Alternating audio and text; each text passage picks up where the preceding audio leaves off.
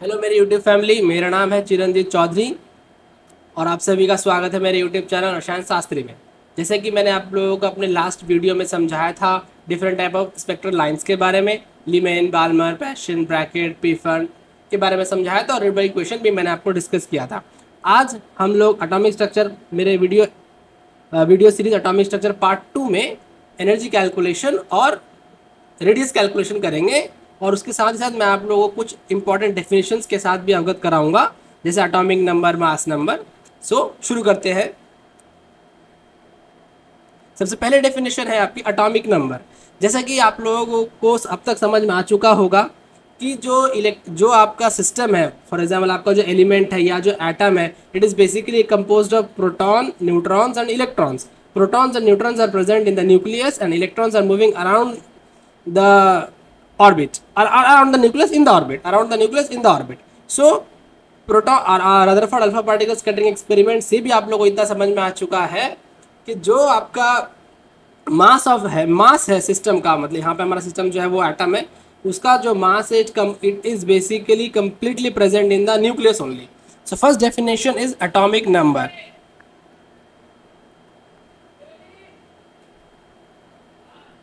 दो डेफिनेशन जो साथ में पढ़ेंगे हम लोग, एक एटॉमिक नंबर और एक मास नंबर, तो आप लोगों को समझने में बहुत इजी रहेगा। एटॉमिक नंबर किसे कहते हैं? Atomic number is basically defined. अच्छा, ये सबसे पहले हम लोगों को इसकी ज़रूरत क्यों है? किसी भी एलिमेंट को कैरेक्टराइज करने के लिए आप लोगों को कुछ ना कुछ तो पता होना चाहिए उसके बारे में। जैसे कि अगर आपको किसी इंडिविजुअल पर्सन को अगर रिकग्नाइज करना है, आइडेंटिफाई करना, उसका नाम हमको पता होना चाहिए, नाम और एड्रेस पता होना चाहिए। इसी तरीके से एटम को डिस्क्राइब करने के लिए उसका एटॉमिक नंबर और मास नंबर हमको पता होना चाहिए। So atomic number is basically defined as the number of protons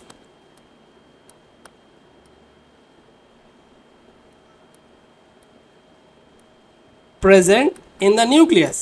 This is basically your nucleus के अंदर जितने नंबर ऑफ प्रोटॉन्स है, that is nothing but is your atomic number. And अगर हमारा सिस्टम, हमारा एटम जो वो इलेक्ट्रिकल न्यूट्रल होता है, so number of protons is also equal to your number of electrons. So आप लोग को इतना भी समझ में आ गया, अभी ये भी समझ में आ गया कि एटॉमिक नंबर इज बेसिकली जो सिस्टम, जो हमारे एटम के न्यूक्लियस में नंबर ऑफ प्रोटॉन्स है, और that will also equal to number of electrons also. So atomic number अगर मैं बोलता हूँ हाइड्रोजन का एटॉमिक नंबर 1 है, इसका मतलब उसमें एक प्रोटॉन है न्यूक्लियस के अंदर और एक इलेक्ट्रॉन जो ऑर्बिट में घूम रहा है। ठीक है। सोडियम का एटॉमिक नंबर 11 है, तो उसमें 11 नंबर ऑफ प्रोटॉन्स है न्यूक्लियस के अंदर, 11 number of electrons around moving around the nucleus when the system is electrical neutral. ये आपको ध्यान रखना है।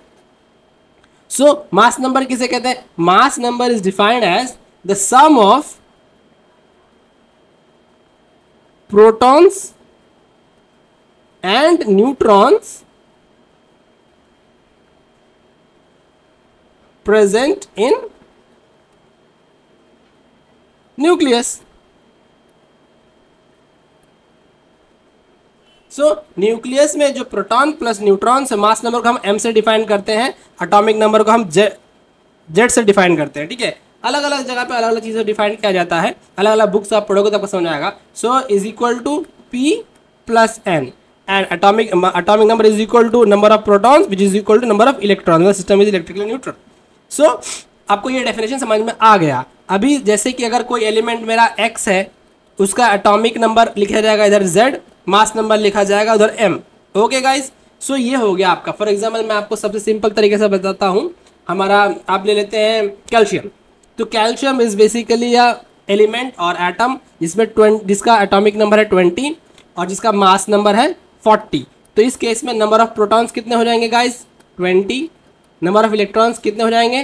20। एंड सिंस ये आपको कैलकुलेशन करते वक्त आपको दिख रहा है number of neutrons is equals to 40 minus 20 is also equal to 20। 40 क्या है? मास नंबर है ना। मास नंबर से मैंने नंबर ऑफ प्रोटॉन्स को निकाल दिया, न्यूट्रॉन आ गया आपका। ठीक है। तो ये इंपॉर्टेंट डेफिनेशन हो गई। इसी के रिस्पेक्ट में एक और चीज़ आपको पढ़नी है, आइसोटोप किसे कहते हैं। सो जब आप केमिस्ट्री कोई भी बुक उठाओगे उसमें पीरियोडिक टेबल आपको मिलेगा। पीरियोडिक टेबल में आप देखोगे कि पीरियोडिक टेबल आप उठाओगे, पीरियोडिक टेबल में आपको देखेंगे आपकी वहाँ पर जो है मेरे अलग अलग जो एटम्स है वो अलग अलग जगह पे रखे और सबका एक एटॉमिक नंबर फिक्स्ड है।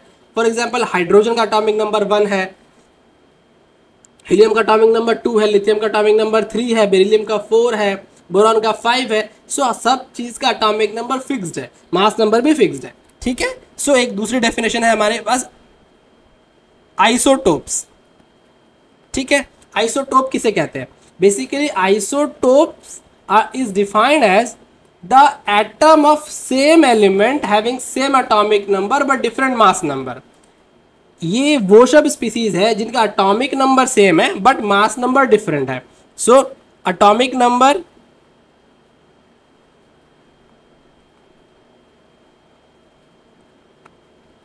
Is same but mass number is different. So इसे कहते हैं आइसोटोप। और आपको एक इंपॉर्टेंट मैं इंफॉर्मेशन देता हूं कि किसी भी एलिमेंट या एटम का जो कैरेक्टर जो केमिकल रिएक्टिविटी होती है दैट डिपेंड्स, अब केमिकल बिहेवियर होता है या फिजिकल प्रॉपर्टी भी होती है, केमिकल बिहेवियर होता है वो डिपेंड्स करता है नंबर ऑफ इलेक्ट्रॉन्स के ऊपर। सो electrons is very important. So chemical properties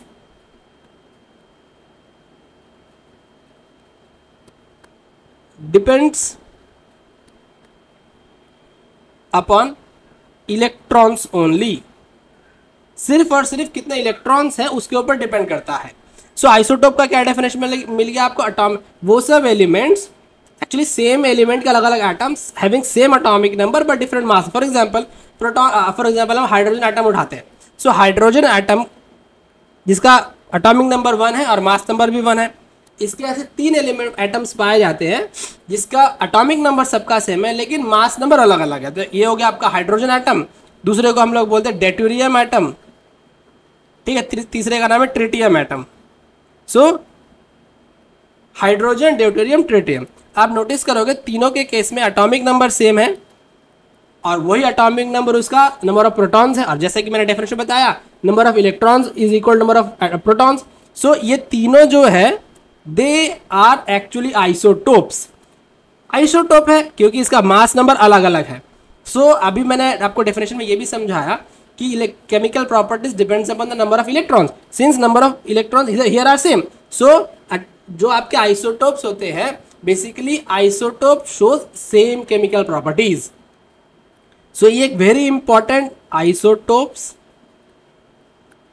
show same chemical properties क्योंकि नंबर ऑफ इलेक्ट्रॉन्स या सेम है। दूसरा एक और एग्जांपल आप लोगों को मैं बताता हूं, कार्बन का एग्जांपल। कार्बन के भी 3 आइसोटोप होते हैं। कार्बन का एटॉमिक नंबर है 6, 6C12, 6C13 एंड 6C14।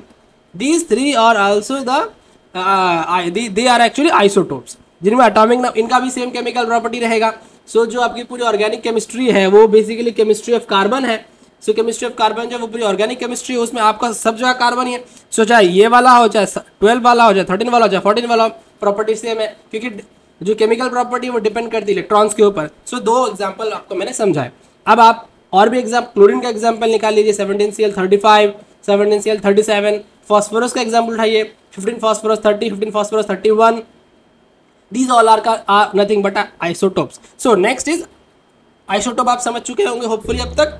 अगर मान लीजिए आपका नीट में किसी भी कॉम्पिटिटिव एग्जाम में क्वेश्चन आता है इस तरीके से कि अमंग द फॉलोइंग, इस तरीके से क्वेश्चन आपका आ गया कि भाई chemical properties among the following which one is true, जिसमें ये क्वेश्चन आएगा कि chemical properties of isotopes are same. क्यों सेम है? क्योंकि उसका इलेक्ट्रॉन सेम है, प्रोटॉन सेम है, न्यूट्रॉन सेम है। तो आप इलेक्ट्रॉन सेम होने की वजह से होता है क्योंकि आपका जो केमिकल प्रॉपर्टी वो इलेक्ट्रॉन्स के ऊपर डिपेंड करती है। पूरी ऑर्गेनिक केमिस्ट्री इसी के ऊपर डिपेंड, इसी लॉजिक के ऊपर चलती है। Okay, so next is your isotope. आप समझ चुके होंगे। Next is isobar.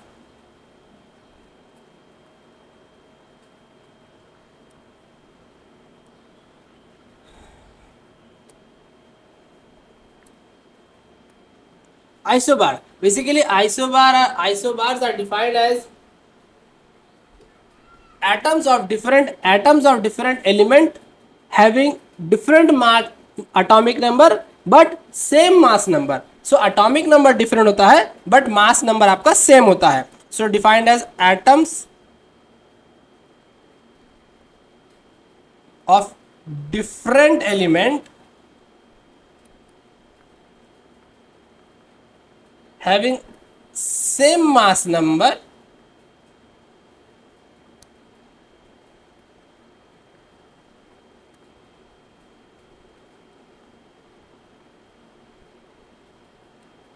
but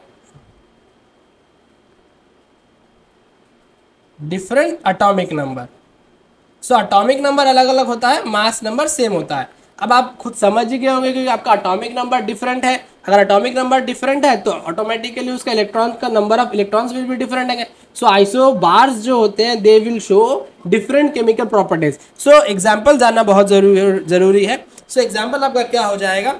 example है आपका 18 argon 40,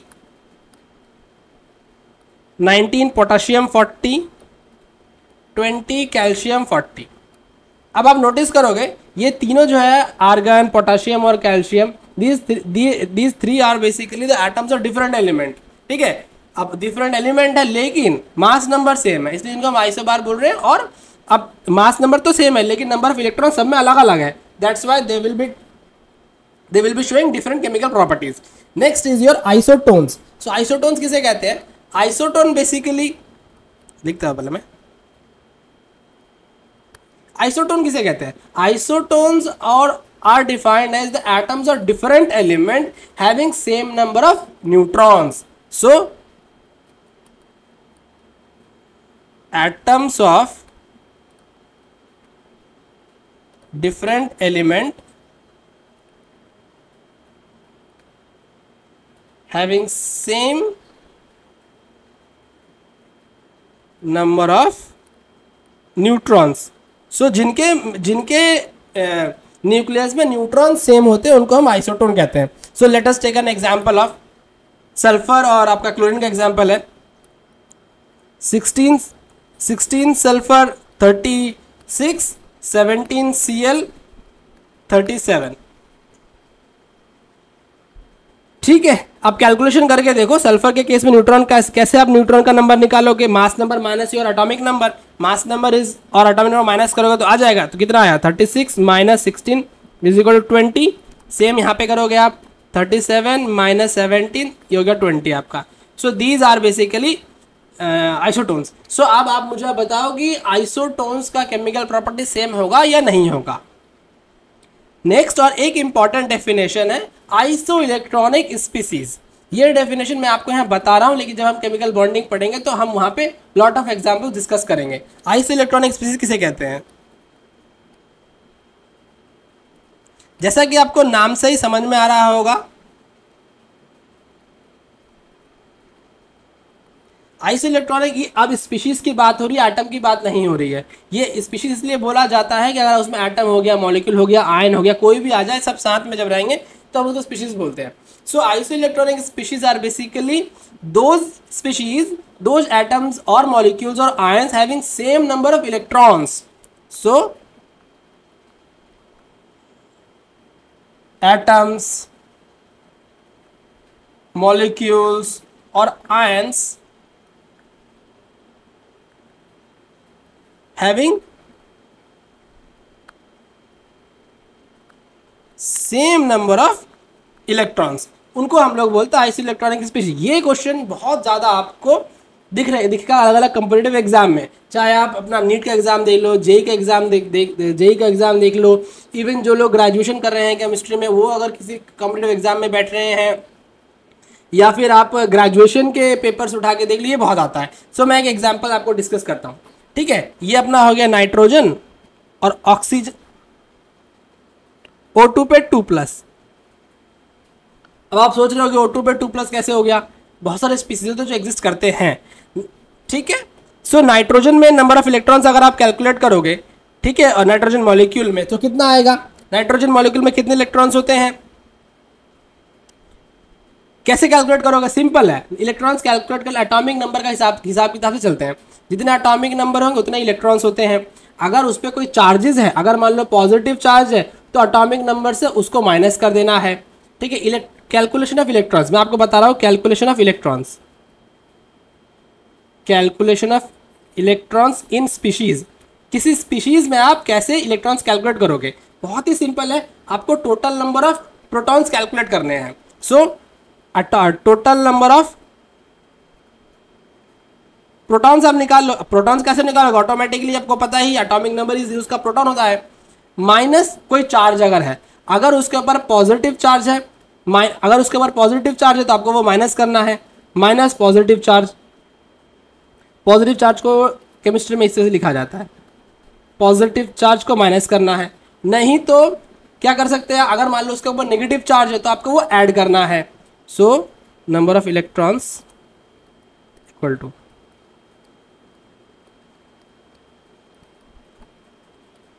total number of protons, मतलब आपका atomic number,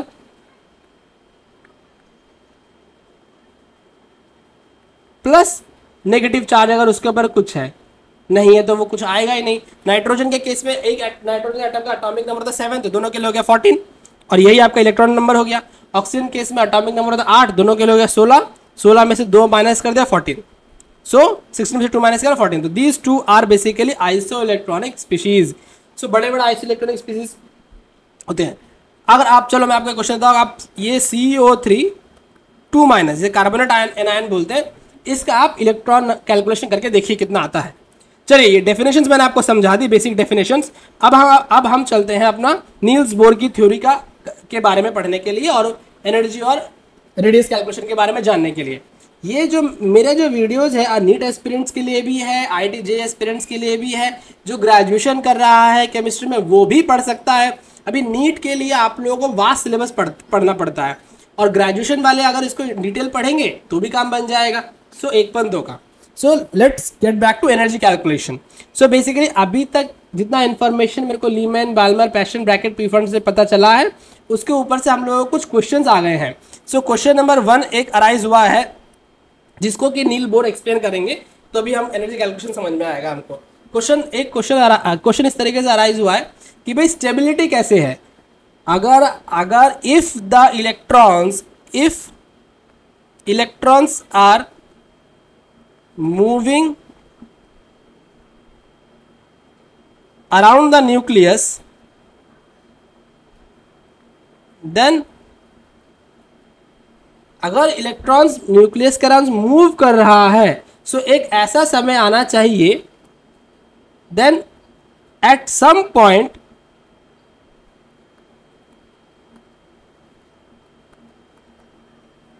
it will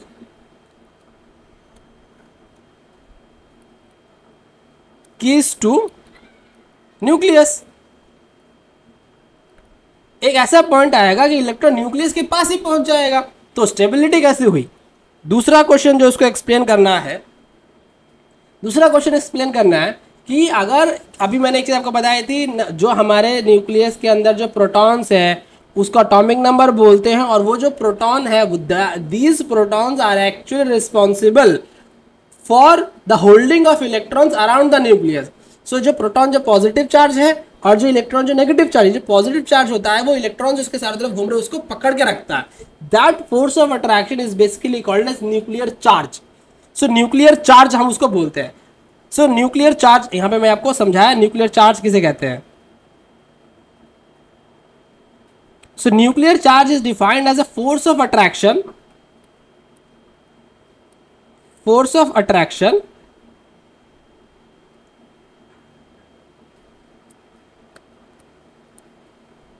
between protons, not only proton, we will say nucleus, between nucleus and electrons। So उस force of attraction को ही nuclear charge कहा जाता है। सो अगर आप न्यूक्लियर चार्ज की आप बात कर रहे हो, अगर न्यूक्लियर चार्ज हो गया तो एट अ टाइम क्या होगा, देन अगेन आपका इलेक्ट्रॉन्स जो है वो न्यूक्लियस से वापस आ जाएगा, बट ऐसा तो होता नहीं है ना। सो नील्स बोर ने ये सब क्वेश्चंस को पकड़ा। क्वेश्चन पकड़ने के बाद उन्होंने एक चीज एक्सप्लेन करी कि वो बोलते हैं भाई ऐसा नहीं होता है, एक एटम जो है उसके ऊपर अगर वो अगर सर्कुलर मोशन में घूम रहा है, अगर आपका ये न्यूक्लियस हो गया और ये आपका इलेक्ट्रॉन, ये आपका इलेक्ट्रॉन हो गया जो इस तरीके से मूव कर रहा है सर्कुलर मोशन में, सो इन दोनों के बीच का जो फोर्स ऑफ अट्रैक्शन है उसे हम लोग न्यूक्लियर चार्ज बोलते हैं। फोर्स ऑफ अट्रैक्शन को न्यूक्लियर चार्ज बोलते हैं। आप एक डेफिनेशन पढ़ोगे बाद में, इफेक्टिव न्यूक्लियर चार्ज, ठीक है, न्यूक्लियर चार्ज आप समझ के बाद में इफेक्टिव न्यूक्लियर चार्ज भी समझ जाओगे। सो न्यूक्लियर चार्ज क्या कर रहा है, जो फोर्स ऑफ अट्रैक्शन वो इलेक्ट्रॉन को अपनी तरफ खींच रहा है। लेकिन आप फिजिक्स में ये भी आप पढ़ चुके हो कि अगर कोई पार्टिकल सर्कुलर मोशन में घूमेगा then there will be a possibility of centrifugal force. So वो पार्टिकल क्या करेगा, टेंजेंशियली बाहर जाने की कोशिश करेगा, टेंजेंशियली इसके टेंजेंट बराबर बाहर जाने की कोशिश करेगा। सो दो फोर्स काम कर रहे हैं, one is called force of attraction between the nucleus and the electron and another one is a centrifugal force.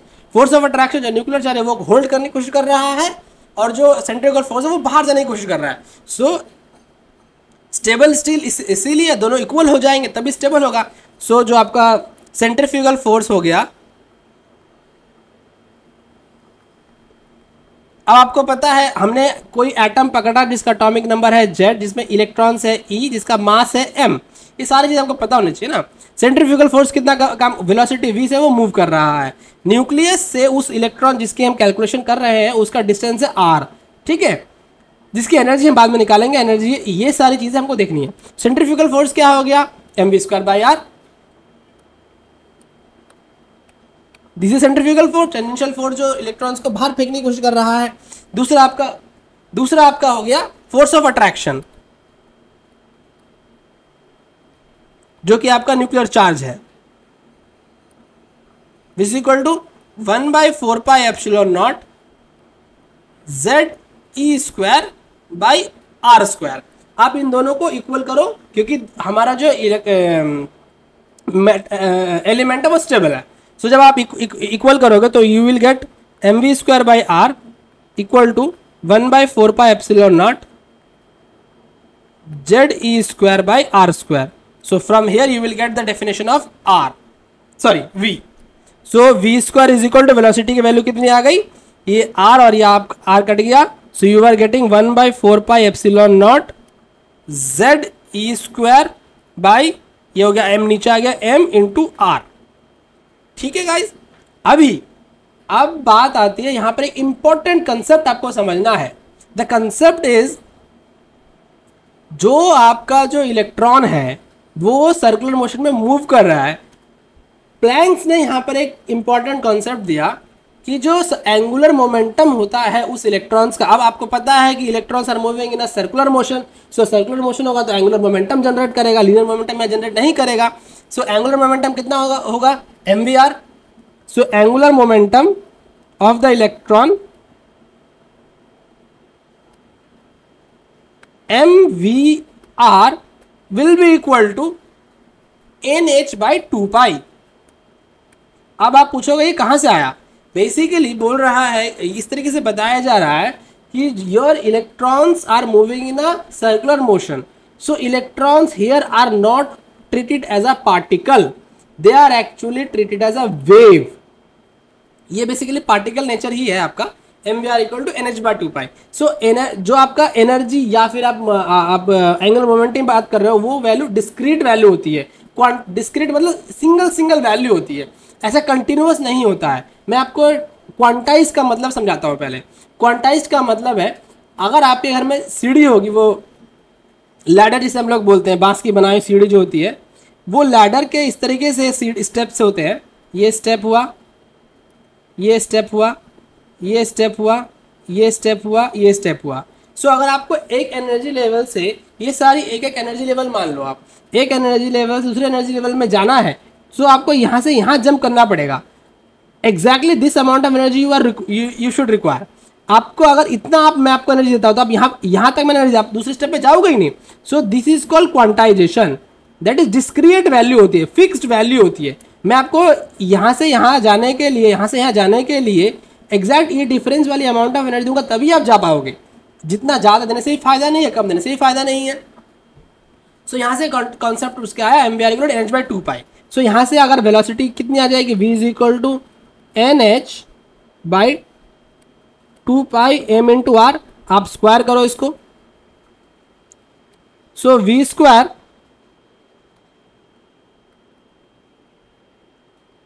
N square H square by 4π square M square R square. दोनों इक्वेशन नंबर, इसको 1 डाल देता हूं मैं समझने के लिए, इसको इक्वेशन 2 डाल देता हूं। दोनों को अगर इक्वल करोगे तो you will be getting the value of 1/4π epsilon naught Z E square M R equal to N square H square 4π square M square R square. यहां से आपको आर की डेफिनेशन निकालनी है। ओके दोस्तों, सो यू आर गेटिंग 4π से 4π ये cut गया, पाई कट गया, एम से एम स्क्वायर वाला एम कट गया, और ये आर से आर स्क्वायर कट गया। So you are getting Z E square by epsilon naught is equal to N square H square by pi square M into R. So R is equal to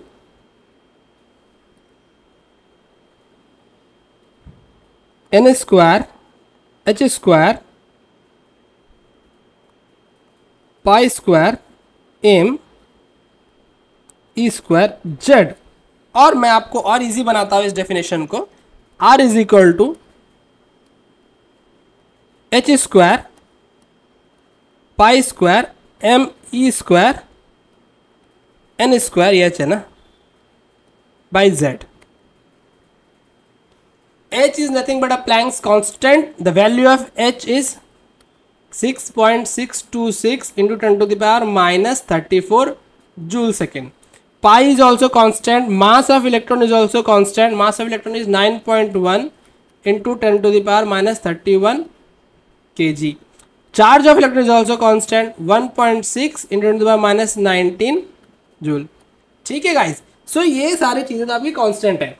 ये सारी जब चीजें आप put करोगे you will be getting the value of r is equal to 52.9 n square by z in picometre. So आपको ये चीज जो है वो आपको याद रखनी है। So value of r, value of distance of the electron, nth electron, where n is called as principal quantum number. n को बोला जाता है principal quantum number. Principal quantum number आपको क्या बता रहा है, एक यहाँ डेफिनेशन बता रहा है। अच्छा, जैसे जैसे आप n की वैल्यू बढ़ाओगे, n इक्वल टू 1 पुट करो। हाइड्रोजन एटम की बात करते हैं, हाइड्रोजन एटम की बात करते हैं। अगर हम हाइड्रोजन एटम की अगर हम बात करेंगे तो हाइड्रोजन एटम में z is equal to going to your 1 और n की वैल्यू हो गई 1। सो r की वैल्यू कितनी हो जाएगी 52.9 पिकोमीटर। ठीक है, अभी n की वैल्यू 1 ही रखते हैं। अभी आप चले जाते हो हाइड्रोजन एटम का हीलियम एटम पे, हीलियम एटम पे आप चले जाओ, तो हीलियम एटम पे आप चले जाओगे, हीलियम की value for helium atom z is equal to atomic number is equal to 2। मैंने बताया था आपको अटोमिक नंबर क्यों वेरी इंपॉर्टेंट है, अटोमिक नंबर ही आपको डिफाइन करते कौन सा एलिमेंट वो होगा अगला आदमी। ठीक है दोस्तों, so r is equal to 52.9, n is equal to 1 के लिए कैलकुलेशन में कर रहा हूं, डिवाइड बाय z का वैल्यू है 2 इंटू n इंटू 1 हो गया। सो देखो आप, ये करीब करीब आपकी वैल्यू आ जाएगी 26 पॉइंट समथिंग पिकोमीटर में। ठीक है, सो देख रहे हो आप, जैसे जैसे मेरी एटॉमिक नंबर मेरा बढ़ रहा है, जो आपका n इक्वल टू 1 है, फर्स्ट ऑर्बिट जो है, so when you are increasing, when you are going, मतलब जब आप इंक्रीज कर रहे हो एटॉमिक नंबर, जब आप हेवियर एलिमेंट्स की तरफ जा रहे हो, जो फर्स्ट ऑर्बिट है उसका डिस्टेंस न्यूक्लियस से कम होता जा रहा है। सो उसका डिस्टेंस न्यूक्लियस से कम होता जा रहा है। सो हाइड्रोजन एटम अगर वो उसका डिस्टेंस 52.9, हीलियम पे चला गया वो और कम हो गया, और पे चले गए वो और कम हो गया। इसका मतलब जितना, अगर आप अब यूरेनियम पे चले जाओगे, यूरेनियम में चले, वो इतना हैवी एलिमेंट है, कितना बड़ा एटम है, उस केस में जो इसका n इक्वल टू 1 आएगा वो न्यूक्लियस के बहुत क्लोज आएगा। सो ये आप समझ चुके हो। सो ये डेफिनेशन आपको याद रखनी है आर की वैल्यू के रिस्पेक्ट में। यहाँ से आपको और भी बहुत सारी चीज़ें आती है। अगर आपको दो एटम के बीच के का क्वेश्चन पूछा जा रहा है, सो आप उसको बेसिकली रेशियो में करके देख लो, तो इजीली वो आप कैलकुलेट कर पाओगे। Now let's get back to energy calculation. अभी हम लोगों ने ये आर की वैल्यू कैलकुलेट कर ली है। पिकोमीटर की वैल्यू में पिकोमीटर बताया था आपको, 1 picometre is equal to 10⁻⁻12 metre. ये डेफिनेशन आप सब लोग जब आप फिजिक्स के उसमें पढ़ोगे, क्या बोलते हैं, जहाँ पे ये यूनिट्स और लेंथ्स के बारे में, यूनिट के बारे में, वहाँ पे आप लोगों को ये सब पता चल जाएगा। ठीक है। Now energy calculation. अभी हमारा जो इलेक्ट्रॉन्स है वो अराउंड द और न्यूक्लियस ऑर्बिट में घूम रहा है। अब ये स्टेशनरी तो नहीं है, फिक्स तो नहीं है, ये घूम रहा है। इसका मतलब उसमें काइनेटिक एनर्जी डेवलप हो रखी है। So kinetic energy is basic total energy is equal to potential energy, इसमें है नहीं, -12mv²। ये नेगेटिव क्यों आया? ये नेगेटिव इसीलिए आया that negative actually signifies that nucleus is attracting the electron toward itself, hold करके रखा हुआ है। v² की वैल्यू आप पहले लिख चुके हो, तो E is equal to -12। v² की वैल्यू क्या आपने निकाली थी? v² की वैल्यू आप लोग निकाल चुके हो 1/4πε0 ZE²/m/r। सो 1/4πε0 ZE², m आ गया 1/4πε0 ZE²/r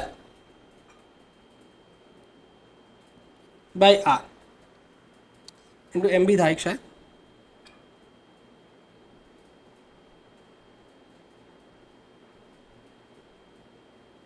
one by 4π ZE² into mr।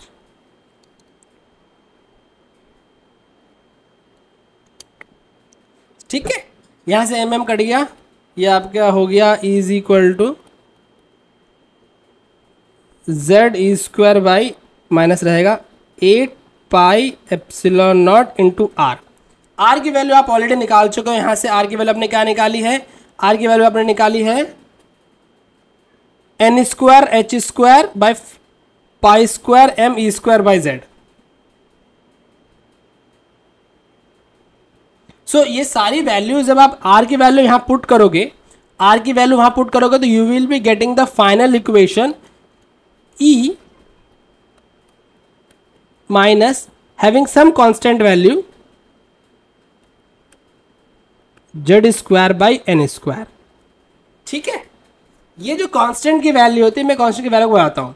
ई आप वो सेम तरीके से जब आप, जैसे मैंने आर की कैलकुलेशन में बताया था आपको, प्रोटॉन का इलेक्ट्रॉन का मास रखो, चार्ज रखो, पाई की वैल्यू को एप्सिलॉन की वैल्यू रखो, वहां से आप निकल जाएगा। तो सेम मैं आपको बताता हूँ, इसकी जब कैलकुलेशन होगा तो आएगा -1315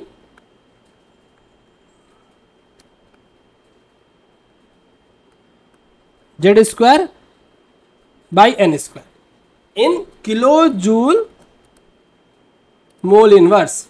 सो थोड़ा बड़ा करते हैं इसको पहले। सो अभी तक आप समझ गए हैं energy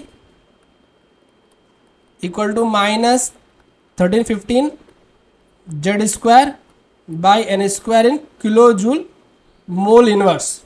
kilo joule mole inverse में आ गया। ठीक है, अगर आपको this is nothing but the energy of the electron, energy of the atom having atomic number Z of the nth electron, जहां पे n क्या है? Principal quantum number. सो जो principal quantum number signifies the distance of the electron from the nucleus, signifies the energy of the nth electron. So अगर principal quantum number के, अगर अभी NEET का एक पिछला क्वेश्चन मैं देख रहा था, उसमें ये था कि भाई 4 क्वांटम नंबर्स के बारे में लिखा है, कौन सा क्या सिग्निफाई करता है, तो आपको ये पता चल गया। So principal quantum number n पहला signify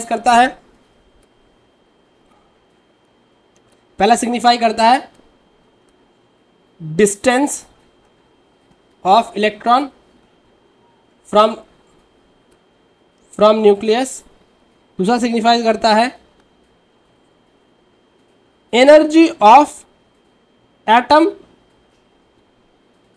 having atomic number Z of nth orbit.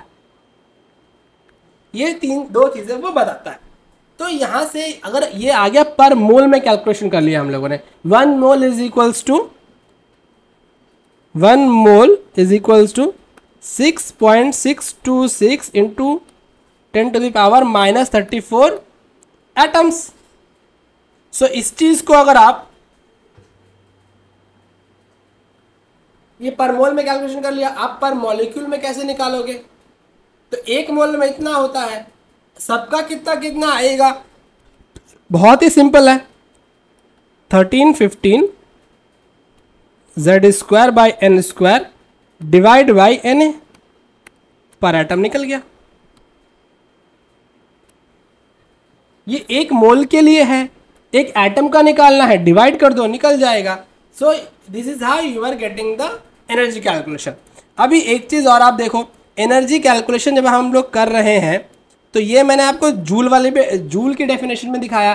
कोई बहुत सारे क्वेश्चन इस तरीके से आते हैं, वो बोलता है इलेक्ट्रॉन वोल्ट की डेफिनेशन में हम लोगों को कैलकुलेशन करना पड़ता है। सो वेरी सिंपल यार, माइनस होता है यहाँ पर, -12.9 के आसपास रहती है reading, Z² by n² electron volt. So आप कैलकुलेशन इलेक्ट्रॉन वोल्ट में कर सकते हो, आप कैलकुलेशन किलो जूल पर मोल में कर सकते हो। सो ये आप समझ चुके हैं अभी तक। नाउ अभी हम एक इंपॉर्टेंट डेफिनेशन यहाँ पर मैं आपको बताता हूँ। अच्छा, उससे पहले हम लोग रीडबर्ग इक्वेशन के बारे में जानते हैं। रीडबर्ग इक्वेशन मैंने आपको बताया था, nu bar is equal to some constant RH 1/n1² minus 1/n2²। आपको कोई भी क्वेश्चन अगर पूछा जाता, ये हो गया, ठीक है। अगर आपको सिंपल एनर्जी कैलकुलेशन के बारे में बताया जाता है तो आप ये वाला इक्वेशन यूज करोगे, -12.9 Z² by n² electron volt और -1315 Z² by n² kilo joule पर मोल में। अगर आपको ट्रांजिशंस के बारे में बताया जाता है कि भाई इलेक्ट्रॉन इस ऑर्बिट से लेकर n इक्वल टू दिस 1 से लेकर n इक्वल टू 3 में जा रहा है, एनर्जी कैलकुलेट करो, देन आप ये वाला इक्वेशन यूज करो। इस केस में आपको समझने में बहुत इजी हो जाएगा। जहां RH की वैल्यू कितनी होती है, RH की वैल्यू मैंने बताया 1.09 इंटू 10⁻7 मीटर इनवर्स, ठीक है। ये हो गई उसकी वैल्यू। अब जो मैंने आपको अपने पिछले वीडियो में बताया था एटॉमिक स्ट्रक्चर पार्ट 1 में कि भाई न्यू बार को आप अलग अलग तरीके से लिख सकते हो। सो हमने आपको बताया E equal to HC nu bar, so nu bar equal to E by HC। So ये E by HC is equal to RH into HC 1/n1² minus 1/n2²। जैसे कि मैंने आपको बताया कि अगर ट्रांजिशंस के बारे में बात की जा रही है और तब एनर्जी कैलकुलेशन की बात की जा रही है, तब आप ये वाला फार्मूला, मतलब रीडबर्ग इक्वेशन वाला फार्मूला यूज करिए। अगर आपको सिंपल 2 एटम्स के बीच की बात की जा रही है और एनर्जी का एक का एनर्जी दिया, उसका एनर्जी निकालना पड़ रहा है, तो आप ये वाला इक्वेशन यूज करो, दिस वन इक्वेशन यूज करो। सो अब हम चलते हैं, नीट 2024 के क्वेश्चन आया था, उस क्वेश्चन के बारे में। वो क्वेश्चन लगा के देखते हैं कि वो मेरे इस फॉर्मूला से आप क्वेश्चन वो लगा पा रहे हो। सो जैसा कि मैंने आप लोगों को अपने अभी समझाया कि भाई ये तो है हमारा वो क्वेश्चन, जो अभी ये नीट 2024 का क्वेश्चन है, ये क्वेश्चन पूछा गया है। सो क्वेश्चन इस तरीके से है, the energy of an electron in the ground state n equal to 1 for helium ion. Helium ion के लिए एटॉमिक नंबर कितने Z की वैल्यू 2 होती है, आपको याद रखना है। इस x -x kg x joule, then what is the then that for electron in n equal to for beryllium 3+ ion। so beryllium का कितना रहेगा जब हीलियम का दिया हुआ। तो जैसे कि मैंने बताया आपको कि 2 अलग अलग एटम्स की बात की जा रही है, ट्रांजिशंस की बात नहीं की जा रही है, तो आप सिंपल यूज करो जो ये वाला फार्मूला, एनर्जी, आप यूज करो ये वाला formula, energy is equals to -1315 Z² by n² kilo joule, ये वाला फार्मूला आप यूज करो। सो किलो जूल है, ये जूल में एनर्जी, कोई दिक्कत नहीं, 1000 से मल्टीप्लाई कर देंगे, 1000 से डिवाइड कर देंगे तो वो उसमें मल्टीप्लाई कर देंगे तो उसमें वो कन्वर्ट हो जाएगा, वो कोई प्रॉब्लम नहीं है, ठीक है। सो इस मेरे को बोल रहा है कि भाई पहले बेरिलियम का निकालते हैं हम लोग। So energy for beryllium divide by energy of, क्या बोल रहा है, हीलियम 2+, हीलियम प्लस आयन के लिए। सो बेरिलियम के लिए कितना होगा,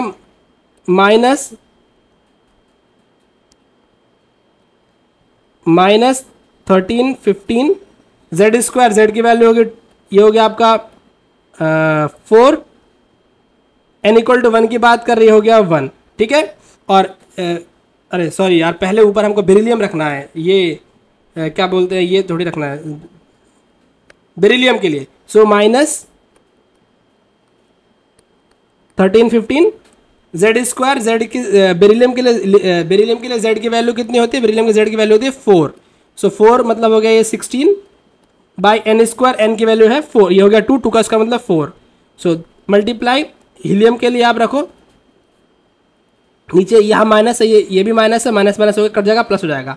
1315 इंटू जेड स्क्वायर, जेड की value into Z square, Z की वैल्यू क्या है, जेड की वैल्यू हीलियम के लिए 2, 2 का स्क्वायर 4, और ऊपर हो गया बाई एन स्क्वायर, ऊपर हो गया 1। सो पूरा काटेंगे फिटेंगे तो क्या आएगा दोस्तों, ये पूरा कट गया इससे, 4 4 16, ये कट गया। सो ये हो गया 1, माइनस माइनस प्लस।